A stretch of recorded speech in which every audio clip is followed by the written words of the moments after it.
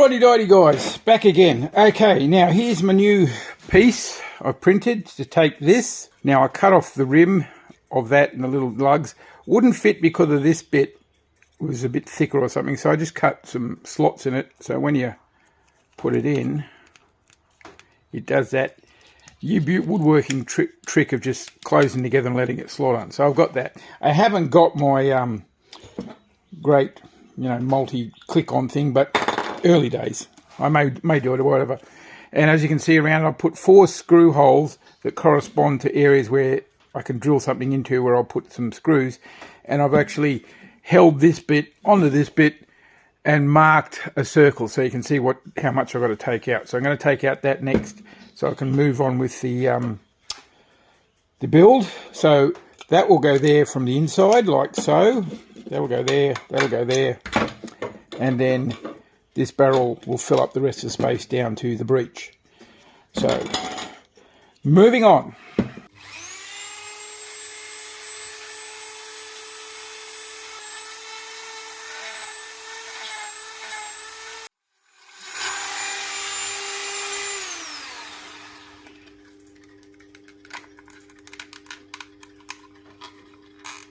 There we go.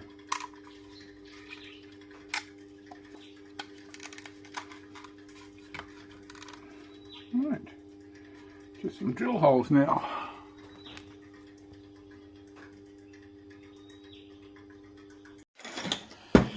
Okie dokie, we're back. So, just a little arrow to know which is up. So that should fit straight in there like that. So all I'm going to do now is get it straight and do my old usual trick with the heated drill bit. Punch some holes through there, put some screws in. So that's in place so I can move on with the rest of it. So we'll get that done. And back in a sec. Okay guys, here we are back. I've got my new muzzle in, the new plate on, held in with 4 screws. And when you put it together, that goes there, and that goes in there. That's how much, that gap is how much I've got to take off the barrel just to make it fit. And that gap is, yep, get it as close as possible, 11.4 millimeters it says. So what I'm going to do is take off 10 and then work from there. Right, back again. You might hear the angle grinder going. I just found a quick and easy way to do it.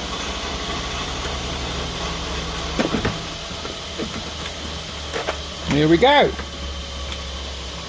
Now I suppose we should fire a dart through this just to make sure everything's hunky-dory.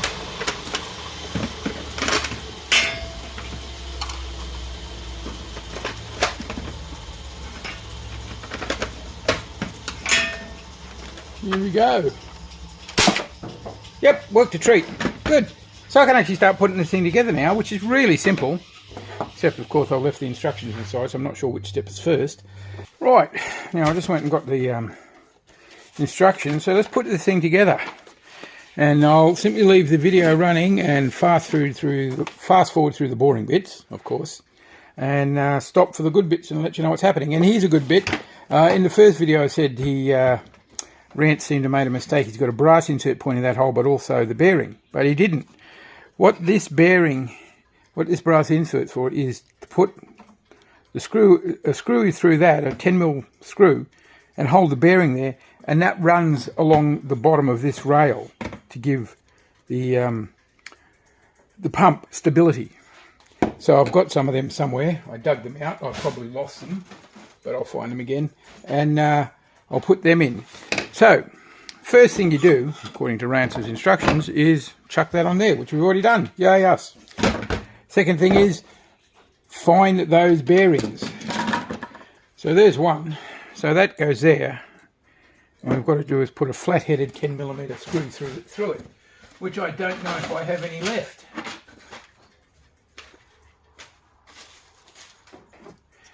And that's running there like that.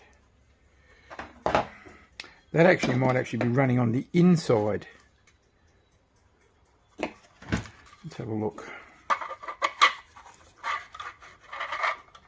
No, it's definitely not. It's running on the outside. Oh, hang on. What am I doing? Okay, it goes like that. Yeah, it's still running on the outside.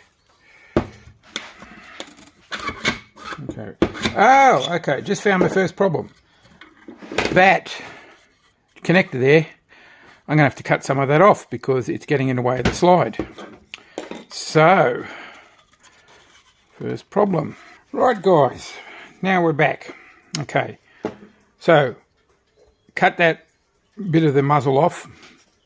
So I've got clearance for the slide. Put the two bearings on with a couple of 3mm screws I managed to find, which has absolutely amazed me. So that goes in there, goes over that joint. So the next step is put that in there, and it takes a single 10mm, 3mm screw, 10mm long through there, according to the instructions. Oh, no, it doesn't. No, there's something else you do first. Oh dear, did I forget or what? You connect the other end of the actuating rods. So, where is my screwdriver? There it is. Two. Go through there. Now these ones were a little bit long, but I ground off the tip after I put it in the first one because it was scratching something. Oh, the slide, yeah. I believe these are just plain, everyday, ordinary wood screws, just very small ones. Well, they could be metal self-tappers, whatever, but they work.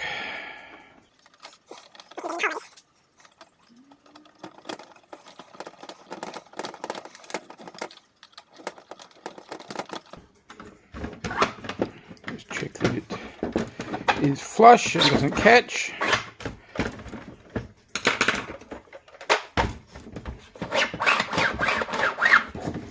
Good thing is you can easily tighten them up from the outside.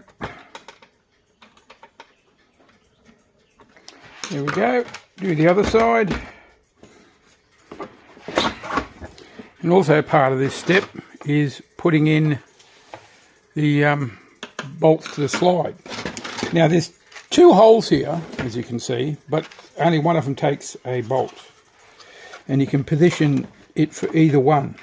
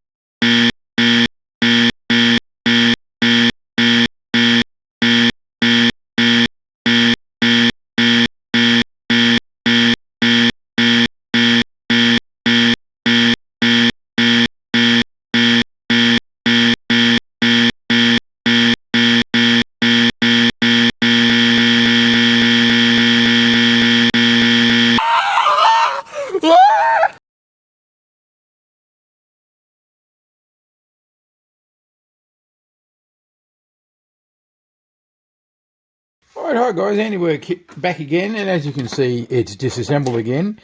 I was working on this yesterday. Again, it wasn't the blaster, the prints problem, it was the internals of this thing. I put it together and primed it, wouldn't fire, wouldn't even release. So I assumed that there's something jammed in here, so I just pulled it apart, and there was something jammed in here, I can't remember, but there's also this. That's the primer tube. Not going to work very well when it's like that. There's part of the end that fell out. Don't know where the other bit is. But yeah, so happy days. And also what happened is the nuts that I'd melted in there had torn out. Probably didn't do a good enough job. But what I'm going to do is I'm going to melt some 3mm bolts in there from the inside and pull them out. And it's a little bit tricky to do. I suppose I could take this out, make it a bit easier. Yeah, so I'll have pins sticking out, which I'll put dome nuts on, or nuts and lock nuts. I'll probably put lock nuts on. Because both of them came out over time just trying to get this thing working. And I've got the bolt system on all the other blasters I built for Poxer clips, and I've had no problems with them. So I'm going to do that instead. I'll just have to find some 3mm bolts and lock nuts. Actually, I think I've got 4mm, which means I'll probably have to drill out. Where are they? God, can't even see them. Oh, there they are. So I'll probably have to drill out these actuating rods. Now I'm pretty sure it goes through that one, and that looks 4mm-ish to me. So we'll see what happens there. All right, here we go. Just putting this thing together again. Little thing I've just discovered, this trigger group, it's got a hole where the spring goes it's supposed to put in. But I didn't realise there was also a hole in the housing. Now, if you put an actual spring in that fits the hole, like this one, I'm trying to put in, take my word for it, it does go in there. But it also goes in that hole there. So what you got is not enough spring for the trigger to really bounce back, because it's not getting compressed enough. So what I've done, I've found a spring that does not fit in either hole. There it is there. And if I put this on, bear with me. So there it is there, it's just sitting in there, that drops in. And I've got a lot of springy thingy. So that's what I'm going to do, okay? So that's just something you need to know.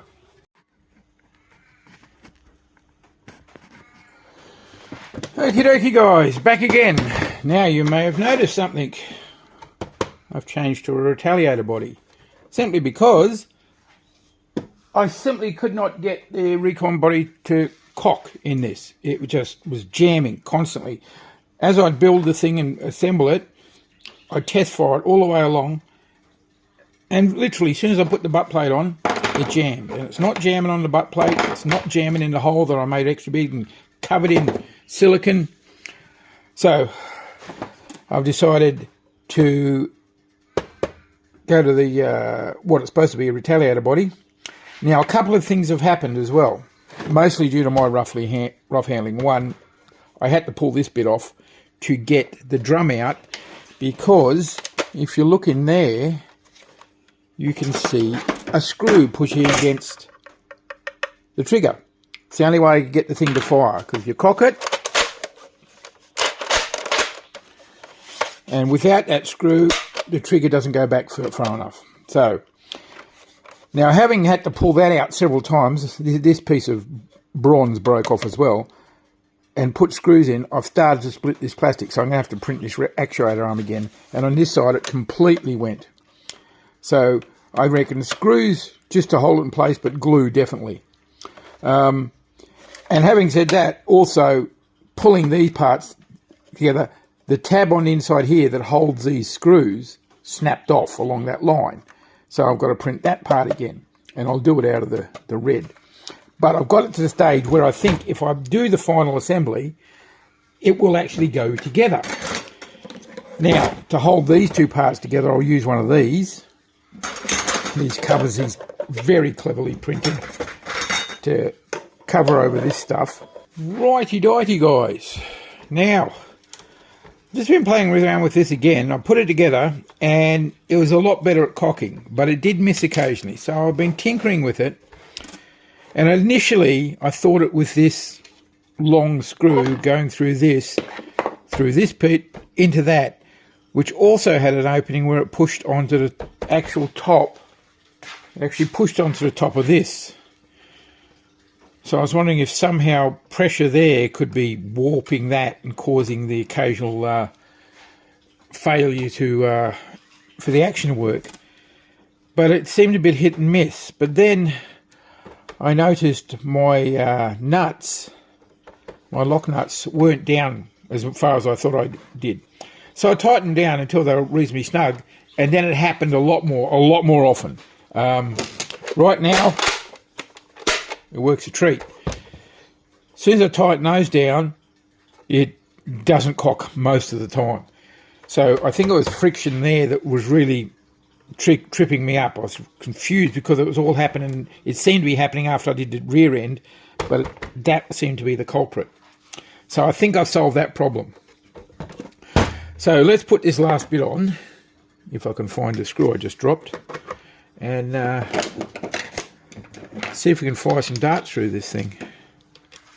Okay, I've got 3 different darts here, just straight out of my dart box. Let's see how we go.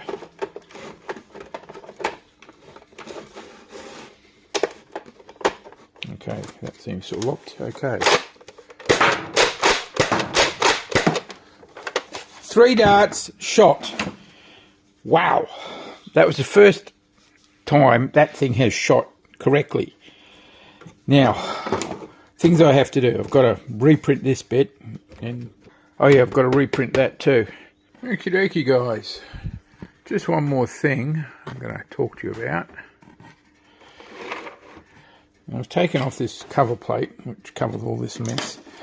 Here's your magazine release. It pushes back, but as you can see there's a minute amount of movement there. Not much, but pull the trigger and it moves back a bit easier. So I'm thinking either grind a bit off that or make a recess in the front of this, one of the two.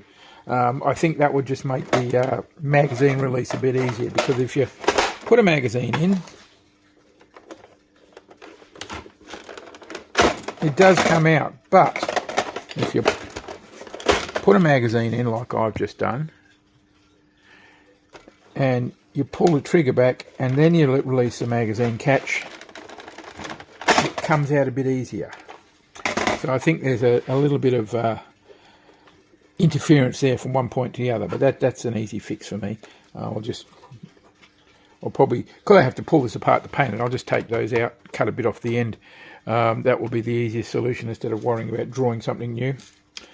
Okie dokie, so that is it so far. So a really nice looking blaster when it's assembled.